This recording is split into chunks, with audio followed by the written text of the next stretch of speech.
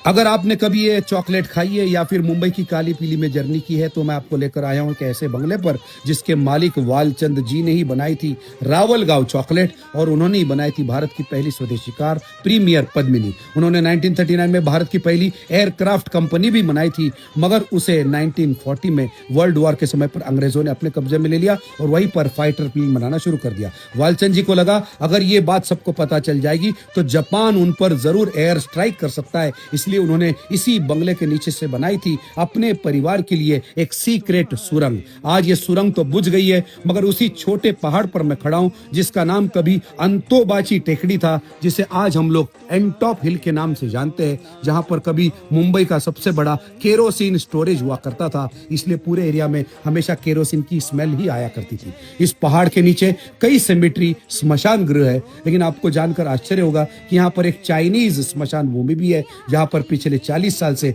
किसी को भी दफनाया नहीं गया है। और अब हम पहुंचे हैं वडाला।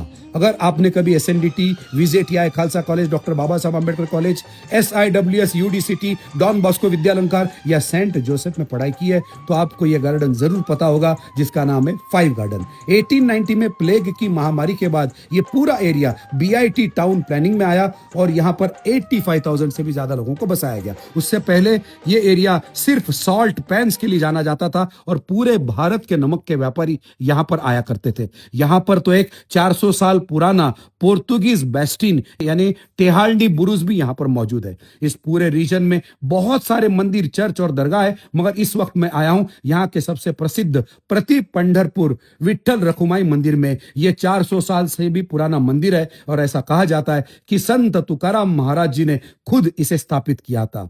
जब यहां पर रेलवे स्टेशन बना तो इसका नाम गोवारी स्टेशन था, क्योंकि बाजू में एक छोटा गांव था जिसका नाम था गोवारी, लेकिन बाद में इस स्टेशन की जगह शिफ्ट हुई और इस जगह का नाम, स्टेशन का नाम हुआ वडाला रोड। मगर ये वडाला नाम आया कहां से, इसकी 2 मान्यता है। एक मान्यता अशी आहे की इथे एक टेकडी होती, त्यात एक गुहा होती आणि त्या गुहेमध्ये एक वाघ राहायचा। रात्री त्याचे डोळे अंधारात चमकायचे आणि ते बघून लोकांनी नाव ठेवलं वाघ डोळा आणि ते शेवटी झालं वडाळा। दुसरी मान्यता अशी आहे की इथे खूप वडाची झाडं होती, त्यामुळे ह्या एरियाला वडाची आळी म्हणायचे आणि वडाची आळी मधूनच नाव आलं वडाळा।